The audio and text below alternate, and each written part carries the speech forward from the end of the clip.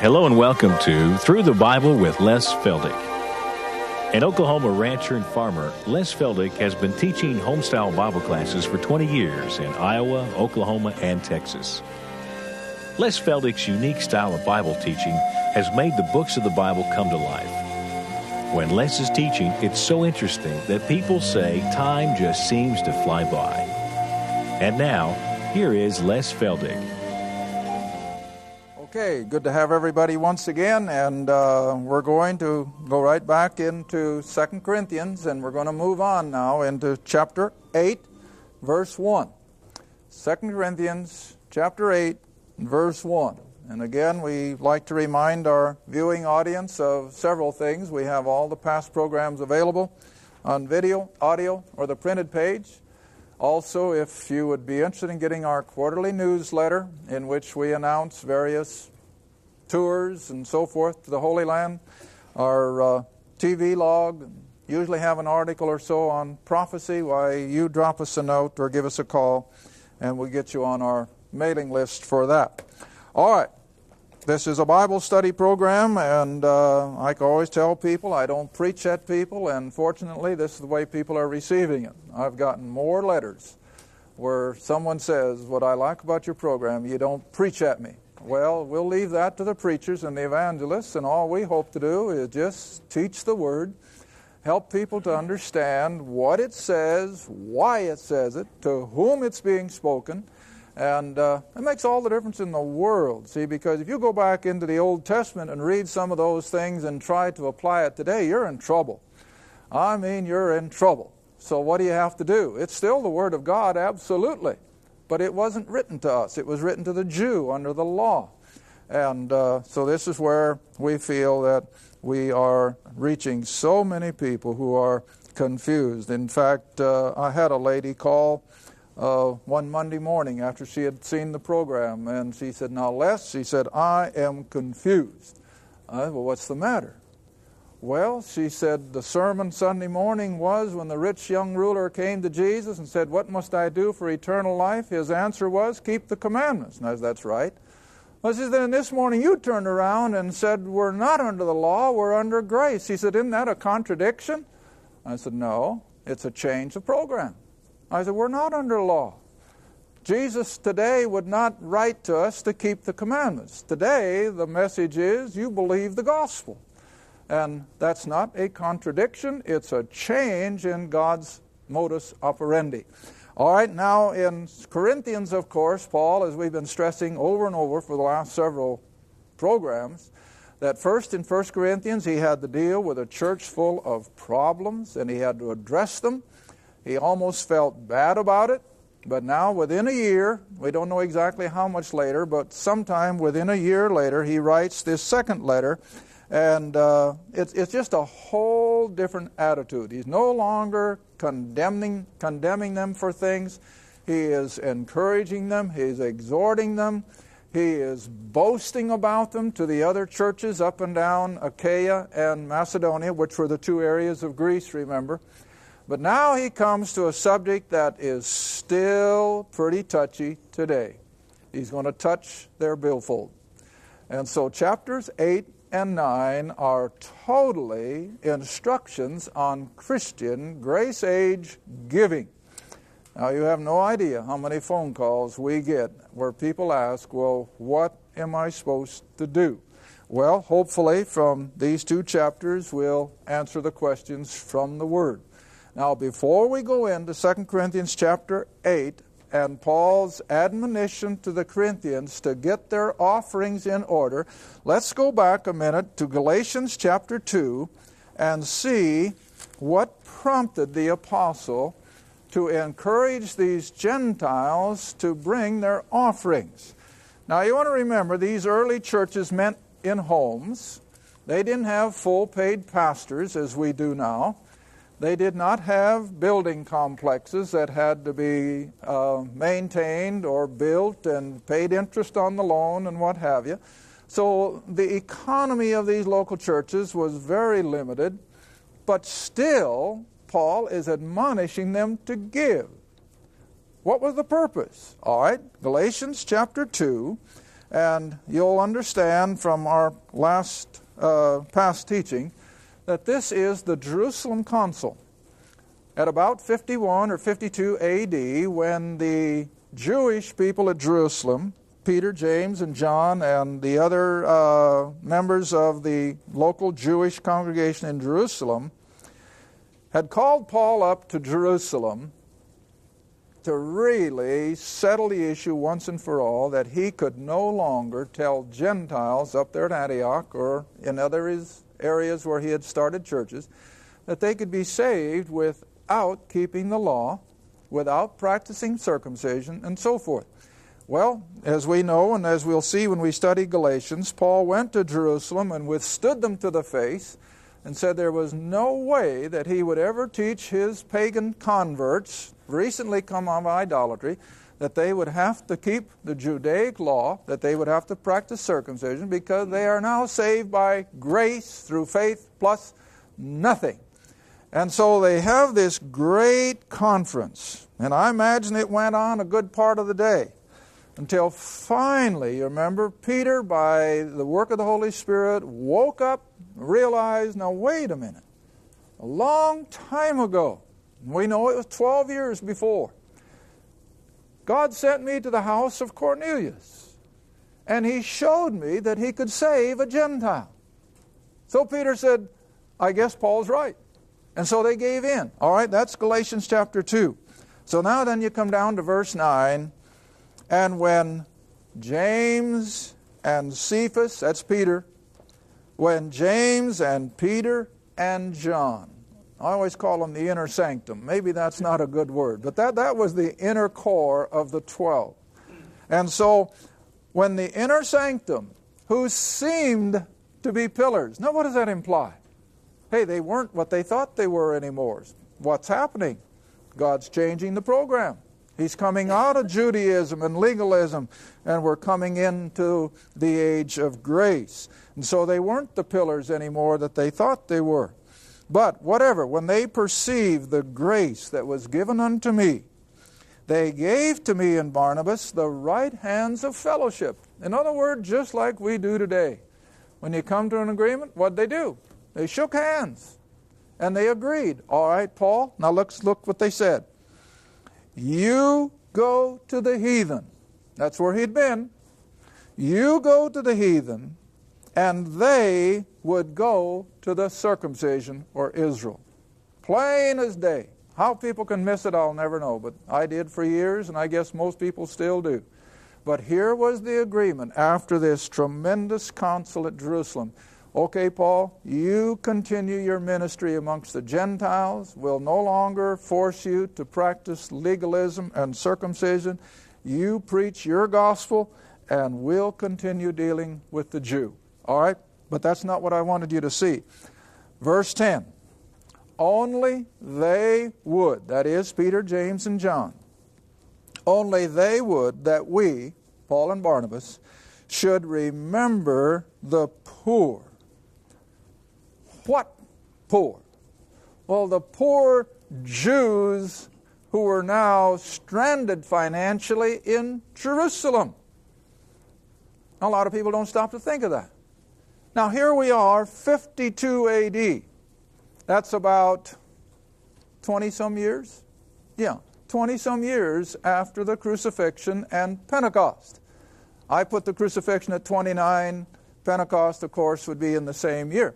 So here we are, 20 years or more after Pentecost, and the main prerogative of Peter, James, and John is that Paul not forget these poor Jews in Jerusalem. All right, now let's go chase it back. Where do they come from? Go back to Acts chapter 2. You know, and after I'd explained to this lady that I was referring to in the opening remarks, I knew I couldn't just do it in a statement, so I just point blank asked her. I said, have you got about 5 or 10 minutes? And she said, yes. And I said, would you like about 10 minutes of a personal one-on-one Bible study? And she said, oh, I'd love that. I said, okay. So I took her back all the way through the Old Testament, the Abrahamic covenant, how that Christ came to the nation of Israel and presented himself as their Messiah, and how they rejected him, and went through the whole gamut, and how that Israel continued to reject here in the early Acts, and then God raised up this other apostle and sent him to the Gentiles with the gospel of the grace of God. And when I was all through, she said, "It's so logical, isn't it?" Yeah, it is. It's so logical. There's no way you could bring the whole Gentile world under Judaism and legalism and the law. Because now with the work of the cross completed and finished, God could pour out His grace on the whole human family, not just Israel. But back here in chapter 2 of Acts, it is still God dealing with Israel. And you all know the account, the day of Pentecost, verse 36 of chapter 2. Therefore, Peter says, "Let all the house of Israel know assuredly that God hath made that same Jesus whom you crucified, Lord and Christ." See, he's dealing with Israel. All right, now then you come down to verse 42. Now the reason I brought you here, who are the poor in Jerusalem? Verse 42, "And they continued steadfastly in the apostles' doctrine," the 12, the teachings of Jesus and his earthly ministry, "and fellowship, and in breaking of bread, and in prayers, and fear came upon every soul, and many wonders and signs were done by the apostles." Verse 44, "And all that believed were together, and had all things common. They sold their possessions and their goods, and they parted them," or they parceled it out, "to all men as every man had need." Now what was that?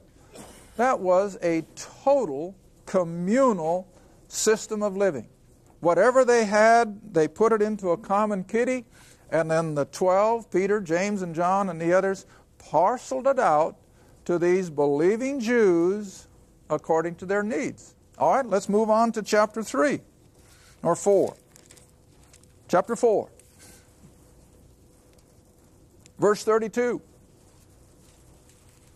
And this is all in Jerusalem. These are all Jews. "And the multitude of them that believed were of one heart and one soul." Boy, wouldn't that be great if we could say that about churches today? Oh, my, listen, again, I get so many phone calls of people who are in churches that are dividing, and they're in controversy of one sort or another. Well, this group didn't have that problem. They were all of one heart and one mind. "Neither," reading on in verse 32, "neither said any of them that aught of the things which he possessed was his own, but they had all things common. And with great power gave the apostles witness of the resurrection of the Lord Jesus, and great grace was upon them. Nor was there any among them that lacked, for as many as were possessors of lands or houses did" what? "They sold them, and brought the price of the things that were sold, and laid them at the apostles' feet. And then distribution was made unto every man according as he had need." Verse 36, "And Jose, who by the apostles was surnamed Barnabas," the same one that ended up helping Paul, "which is being interpreted the son of consolation, who was a Levite, and of the country or the island of Cyprus, having land," on Cyprus of course, "sold it, brought the money, and laid it at the apostles' feet." Now back up again, if you will, to chapter 2. Verse 5, Acts chapter 2, verse 5. "And there were dwelling or abiding at Jerusalem Jews, devout men," because this was a feast day, remember, a religious feast day. This was Pentecost. "They were out of every nation under heaven." How far had they come? Oh, hundreds, sometimes thousands of miles for the feast days at Jerusalem.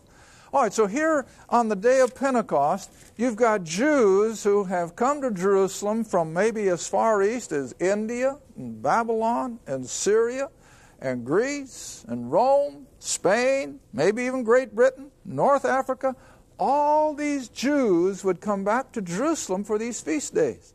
All right, but on the day of Pentecost and following, when Peter and the 11 were preaching, a lot of these Jews believed that Jesus was the Messiah, the kingdom is coming, because as soon as Israel had believed, the king would come, remember. Now these believing Jews, once they became believers, and the king and the kingdom is just over the horizon, it's coming, well, who's going to go clear back to Babylon?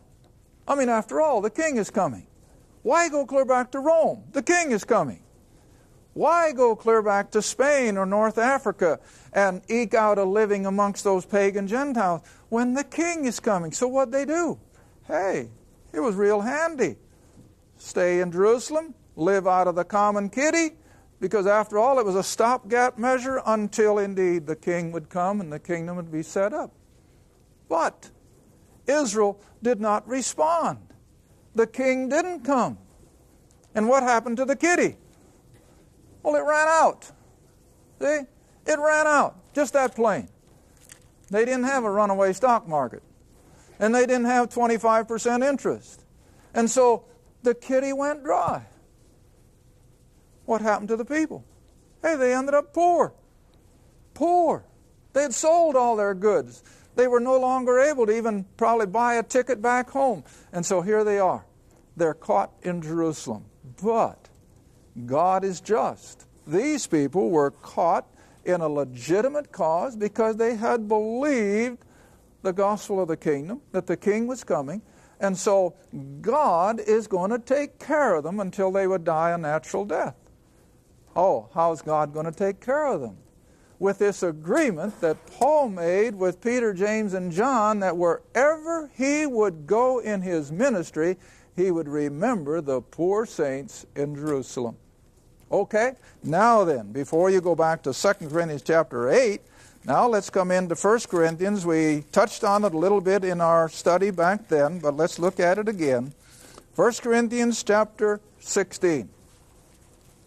And he just barely touches on it here, compared to 2 Corinthians where he spends 2 chapters on it. And we're not going to get through them today, I can see that already. But we'll take it as far as we can. But 1 Corinthians chapter 16, beginning at verse 1.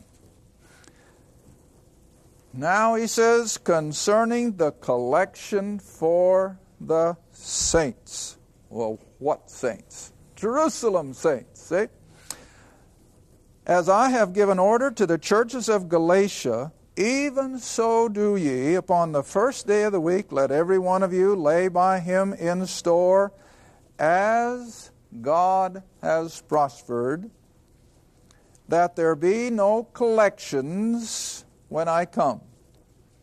And when I come, whomsoever you shall approve by your letters, in other words, letters of commendation, them will I send to bring your liberality, your offerings, where? Jerusalem. You see how plain that is?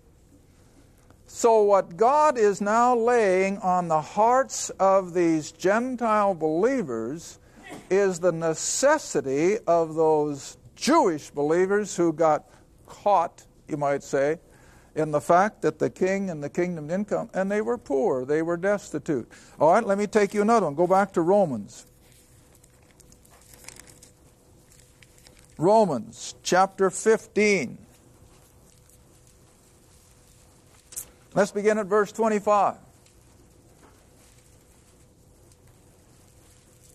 Because I'm sure anybody who knows anything of history realizes that at this point in time, there were no mission boards. There were no foreign missionaries to support. There were no huge church plants, as I said in a previous program, to support. And so what was the need? Well, for the local church, there wasn't that much. They were meeting in homes, and they didn't have to pay salaries or anything like that. But their responsibility was these poor believers in Jerusalem. All right, Romans chapter 15 and beginning at verse 25. But now, he says, I go unto Jerusalem to minister to the saints. Now, he didn't have a ministry amongst the Jews, so he wasn't talking about preaching to them. So what was his ministry? Financial help. Verse 26, for it hath pleased them of Macedonia and Achaia. Now, this is the same area that his Corinthian letters are dealing with. It hath pleased them of Macedonia and Achaia to make a contribution for the poor saints who are where? At Jerusalem. See how plain it is? It hath pleased them verily, 27, and their debtors they are. In other words, the Greeks in Achaia and Macedonia were not out in left field by giving offerings to these Jews at Jerusalem. That was apropos. That was as God intended it. Why? Here it comes. For if the Gentiles have been made partakers of their, Israel's, spiritual things, then the duty of the Gentile is also to minister unto them, the Jew, in what kind of things? Carnal or material things. See that? Yeah. That was the responsibility. Because, you see, as yet, Israel had not been totally set aside. The temple was still going. Israel was still in the land. And these Jewish believers were destitute, and they didn't have a welfare system. The priesthood of the temple certainly wasn't going to take care of them because they had embraced Jesus of Nazareth, whom these religious leaders, of course, detested. So they were in an island of need. And the only hope they had was the collection from the Gentile believers as it would be sent to Jerusalem. Got that? All right, now then, in light of all that, I suppose my time's about gone, but now chapter 8.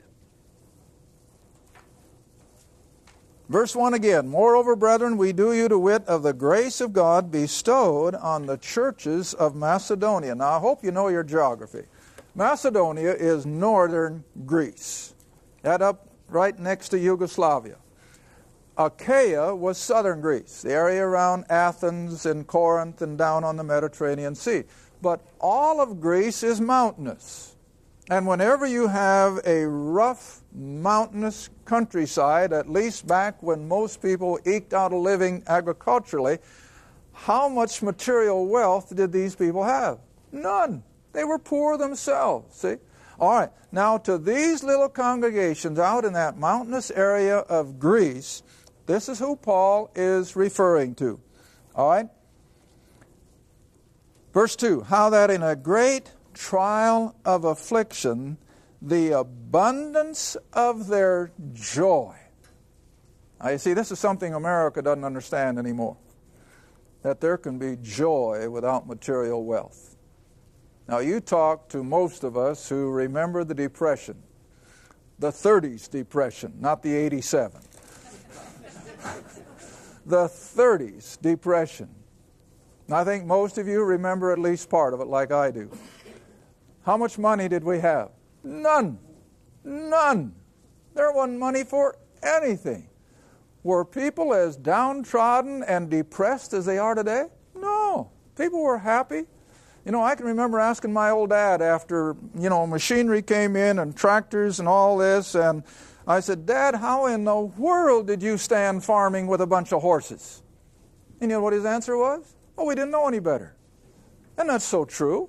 Well, the same way in the Depression. People were poor, but they didn't know it. And so what were they? They were happy. And the same way with these poor people up in Greece. They didn't have anything materially. Nothing. But they had all kinds of what? Joy and happiness, because they had been removed from paganism with all of its superstition and with all of its fear, and they had now been set free by the gospel. All right, read on. So in a great trial of affliction, the abundance of their joy and their deep, what? Poverty. Abounded unto the riches of their liberality. In other words, no matter how poor they were, they could still what? They gave. And they gave liberally, see? All right, move on. Verse 3. For to their power I bear record Yea, and beyond their power, they were willing of themselves. In other words, Paul or Titus didn't go in there and do a bunch of promoting, arm twisting.